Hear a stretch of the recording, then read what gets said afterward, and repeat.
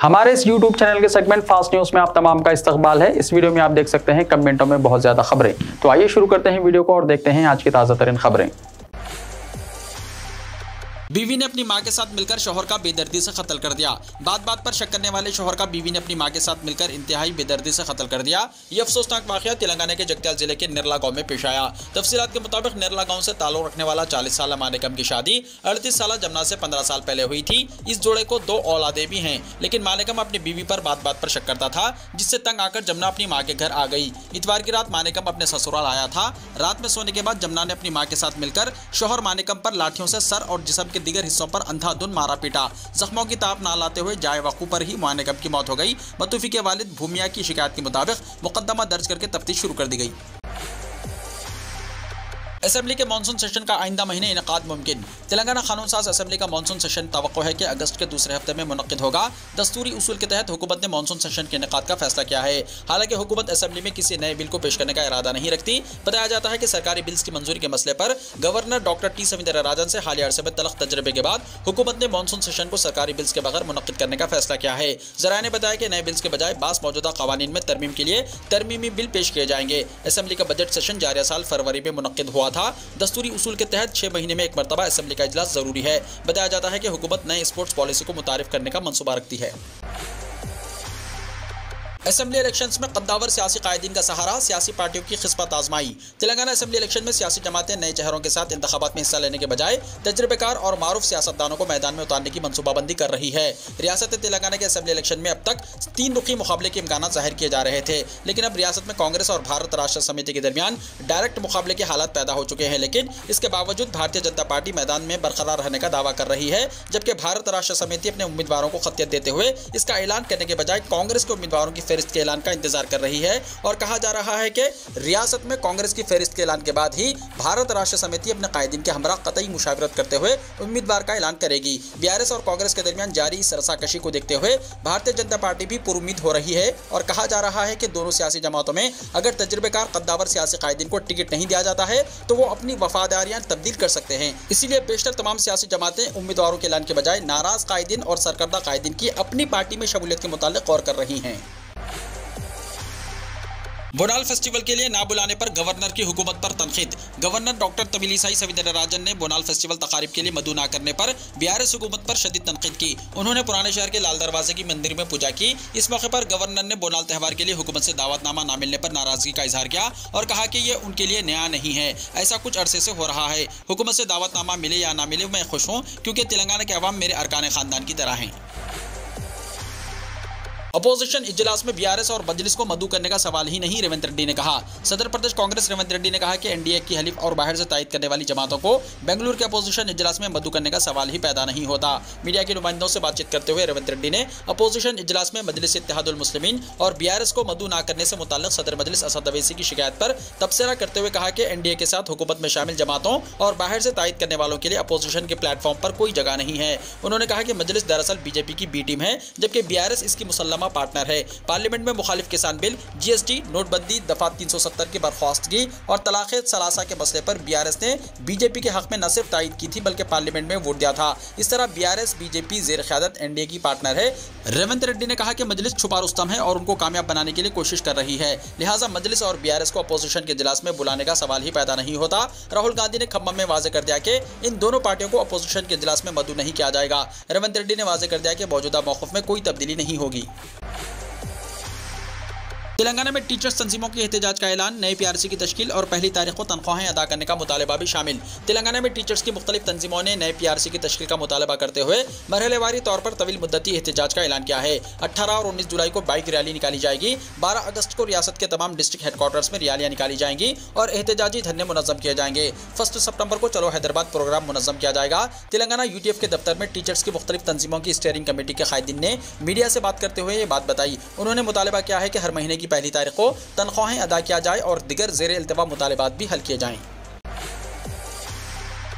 Airport जाने वाले मुसाफिरीन के लिए आरटीसी की जानिब से खुसूसी रियायत। एयरपोर्ट जाने वाले मुसाफिरीन के लिए आरटीसी की जानिब से खुसूसी पेशकश जारी की गई है। इस पेशकश के मुताबिक अगर 3 मुसाफिरीन एक साथ सफर करते हैं तो उन्हें टिकट चार्ज पर रियायत दी जाएगी। 3 या इससे ज्यादा मुसाफिरीन के एक साथ सफर करने पर टिकट की शरह में 10% की कमी दी जा रही है। सिकंदराबाद रीजनल मैनेजर विकन्ना ने बताया कि बस और दीगर प्राइवेट गाड़ियों से मुसाफिरत के पेश नजर आरटीसी की जानिब से मुसाफिरीन को यह सहूलत फराहम की जा रही है। उन्होंने बताया कि खासतौर से इसका फायदा उन मुसाफिरीन को होगा जो अपने अफराद खानदान के साथ एयरपोर्ट का सफर करते हैं। उन्होंने बताया कि शहर के मुख्तलिफ इलाकों से रोजाना हजारों मुसाफिरीन एयरपोर्ट आते जाते हैं। आरटीसी की जानिब से एयरपोर्ट जाने वाली बसों में वाईफाई की सहूलत भी फराहम की गई है। मुख्तलिफ इलाकों से एयरपोर्ट के लिए टिकट की शरह 50 था 300 रुपए है। अफराद खानदान के साथ आरटीसी की बस में दूर दराज इलाकों से आने वाले मुसाफिरीन को टिकट की शरहों में रियायत का फायदा मिलेगा। उन्होंने बताया कि जल्द ही शहर के लिए इलेक्ट्रिक बसें लाई जा रही हैं। कम से कम 20 बसों को एयरपोर्ट के लिए चलाया जाएगा। तेलंगाना के कई मुकामात पर बारिश का इम्कान। महकमे मौसमियात ने कहा कि 18 जुलाई को अजला, आदिलाबाद, आसिफाबाद, मंचिर्याल, निर्मल, निजामाबाद, जगत्याल, राजन नसीरसिल्ला और कामारेड्डी में बास मुकामात पर शदीद बारिश का इम्कान है। अपनी रिपोर्ट में इसने कहा कि 19 जुलाई को इसी तरह की सूरत हाल आदिलाबाद, आसिफाबाद, मंचिर्याल, निर्मल, निजामाबाद, पेद्दापल्ली, जयशंकर, भोपालपल्ली, मुलक और भद्दाद्री कोत्तागुड़म अजला में रहने का इम्कान है। आइंदा 5 दिनों के दौरान तेलंगाना के कई मुकामात पर हल्की ता औसत या फिर गरज चमक के साथ बारिश का इम्कान है। आसमानी आफात से निपटने के लिए रियासत में डिजास्टर रिस्पांस फोर्स की तजवीज़। महकमा फायर सर्विसेज ने आफात समावी से निपटने के लिए और मुतासरीन को बचाने के लिए कौमी सतह पर वाक़ नेशनल डिजास्टर रिस्पांस फोर्स की तर्ज पर रियासत में भी एक खुसूसी दस्ता तश्कील देने की तजावीज़ रियासती हुकूमत को रवाना की है। ओहदेदारों ने बताया कि 50 मुलाजिमीन पर मुश्तमिल रियासती सतह पर स्टेट डिजास्टर रिस्पांस फोर्स तश्कील देने की तजवीज़ रवाना की गई। हुकूमत को इस बात से भी वाकिफ करवाया गया है कि रियासती सतह पर स्टेट डिजास्टर रिस्पांस फोर्स तश्कील देने पर हुकूमत को कोई माली बोझ या अखराजात आयत नहीं होंगे। इसके लिए महकमा फायर सर्विस में काम करने वाले मुलाजिमीन की खिदमत हासिल की जा सकती है। ओहदेदारों ने मजीद बताया कि नेशनल डिजास्टर मैनेजमेंट एक्ट 2005 के तहत रियासतों को स्टेट डिजास्टर रिस्पांस फोर्स कायम करने की तजवीज़ पेश की थी। मुल्क भर की 24 रियासतों में इस तरह की टीमों को तश्कील दिया है, जिनमें पड़ोसी रियासत आंध्र प्रदेश भी शामिल है। गवर्नमेंट जूनियर कॉलेजेस में एडमिशन्स में इजाफा। रियासत में सरकारी जूनियर कॉलेजेस में एडमिशन लेने वाले तलबा की तादाद में इजाफा देखा जा रहा है। इस वक्त रियासत में मौजूद आधे जूनियर कॉलेजेस सरकारी हैं। रियासत भर में 3216 जूनियर कॉलेजेस हैं, जिनमें 1602 कॉलेजेस सरकारी और 1571 कॉलेजेस प्राइवेट इंतजामिया की जानिब से चलाए जा रहे हैं। एक दौर में रियासत में इंटरमीडिएट तालीम के लिए प्राइवेट और कॉरपोरेट कॉलेजों की बहुत तलब थी। ताहम हुकूमत की जानिब से महकमे तालीम को बेहतर बनाने और इकामती कॉलेजेस कायम करने के बाद सरकारी कॉलेजेस की मकबूलियत में इजाफा हुआ। एक तरफ जहाँ सरकारी कॉलेजेस में एडमिशन लेने वाले तलबा की तादाद में इजाफा हुआ है, वहीं प्राइवेट कॉलेजेस में तलबा की तादाद में कमी आई है। हुकूमत ने साल 2014 से अब तक एक भी प्राइवेट इंटरमीडिएट कॉलेज को मंजूरी नहीं दी है। इसके अलावा हर साल मुसल्लमा हैसियत के रिन्यूअल के लिए क़वायद और ज़वाबित को भी सख्त बनाया गया है। ओहदेदारों ने बताया कि क़वायद की खिलाफ वर्जी करने वाले 68 प्राइवेट कॉलेजेस को हुकूमत ने बंद कर दिया है। मुत्तहदा रियासत में 2600 से ज्यादा प्राइवेट इंटरमीडिएट कॉलेजेस थे, अब इनकी तादाद घटकर 1571 हो गई है। हैदराबाद के करीब शाह मीरपेट में खौफनाक सड़क हादसा, 3 अफराद हलाक।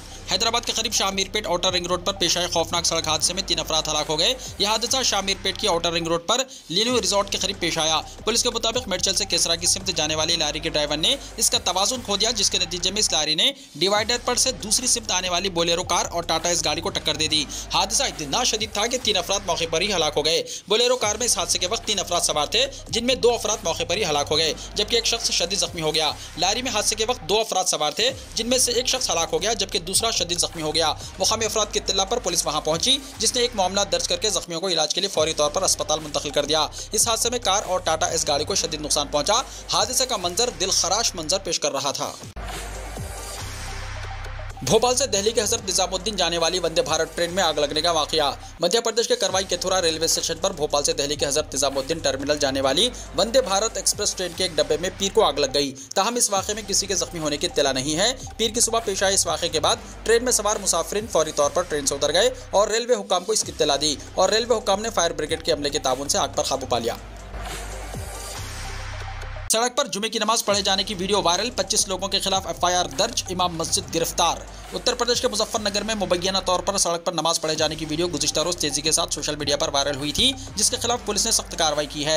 बताया जाता है कि वीडियो गुज़िश्ता जुमे के रोज की है, जब नमाज जुमा अदा की जा रही थी। इस मामले में पुलिस ने इतवार के रोज जानकारी देते हुए बताया कि मस्जिद के बाहर सड़क पर नमाज अदा करने की वीडियो वायरल हुई थी, जिसके बाद कार्रवाई की गई। ताज़ा तरीन खबरों के मुताबिक इस मामले में इमाम मस्जिद को गिरफ्तार कर लिया गया है। पुलिस के जरिए दी गई जानकारी के मुताबिक मुजफ्फरनगर में एक मस्जिद के बाहर सड़क पर मुबैना तौर पर जुमे की नमाज पढ़ी गई थी। इसकी वीडियो सामने आने के बाद एफआईआर FIR दर्ज की गई है। इस मामले में एक इमाम को गिरफ्तार किया गया है। इस वीडियो में तकरीबन 25 लोगों को सड़क पर नमाज अदा करते हुए देखा गया है और उनके खिलाफ मुकदमा दर्ज हुआ है।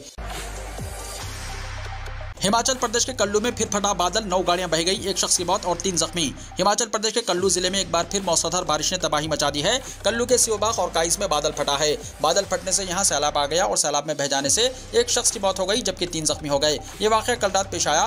काइस और सियोबाग में मलबा घरों में घुस गया और कई गाड़ियों को भी नुकसान पहुंचा है। मालूमात के मुताबिक ये वाकया कल रात 2:30 बजे पेश आया। मनाली असेंबली हल्के के काइस और सियोबाग में सैलाब आ गया है। रात गए नाले में मलबा और पानी आने की वजह से लोगों ने भागकर जान बचाई। फिलहाल तीनों जख्मियों को 108 एम्बुलेंस की मदद से अस्पताल ले जाया गया। SDM कल्लू जाए वाक़े के लिए रवाना हो गए हैं।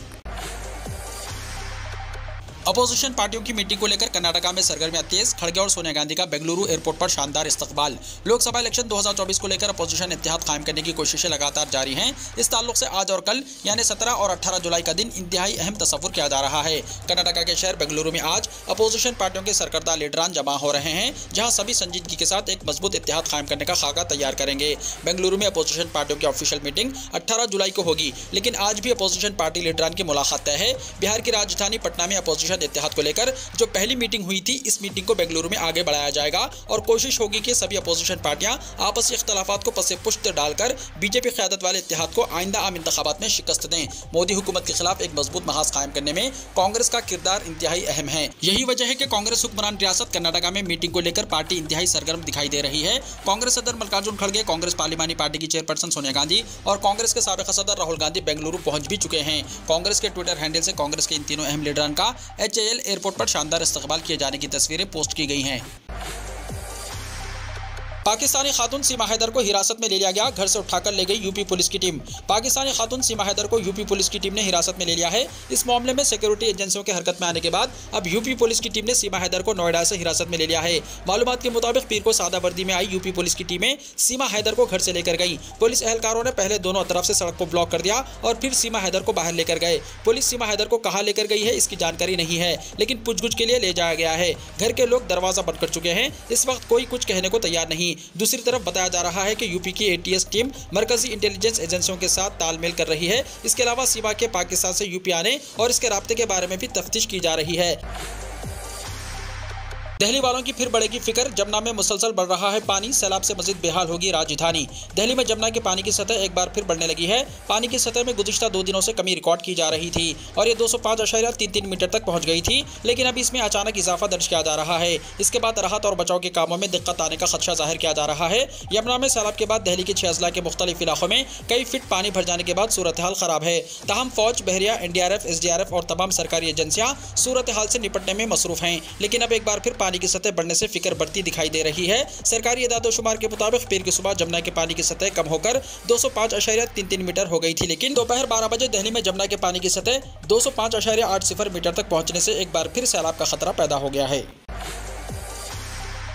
मुस्लिम नौजवान ने तौरात और बाइबल को जलाने का फैसला बदल दिया, बताई ये वजह। एक मुस्लिम नौजवान जिसने तौरात और बाइबल को नजर आतिश करने का ऐलान किया था, अपने फैसले से दस्तबरदार हो गया। इस 32 साला नौजवान का कहना है कि इसका मकसद उन लोगों की मजम्मत करना था जो कुरान जैसी मुकद्दस किताब के औराक को जलाते हैं। बाइबल और तौरात को जलाने की इजाजत मिलने के बाद स्वीडन का मुस्लिम नौजवान अहमद स्टॉकहोम पहुंचा, लेकिन बाद में इसने लाइटर फेंक दिया और कहा कि मैं मुसलमान हूँ और हम दूसरे मजाहिब की किताबें नहीं जलाते। इस मुल्क में अचानक आसमान से बरसी आफत और देखते ही देखते बिछ गई लाशें, 40 अफराद की मौत।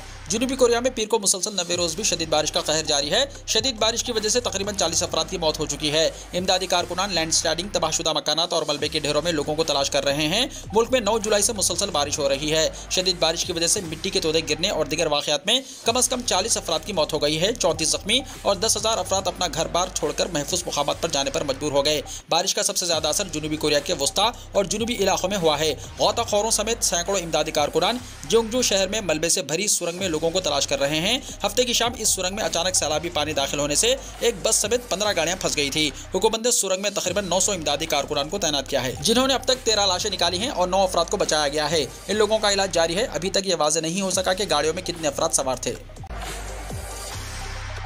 वीडियो को लाइक शेयर कीजिए और हमारे इस YouTube चैनल को सब्सक्राइब करते हुए इसके बेल आइकॉन को भी प्रेस कर लीजिए ताकि ऐसी ही ताज़ा तरीन खबरों का नोटिफिकेशन सबसे पहले आपको मिलता रहे।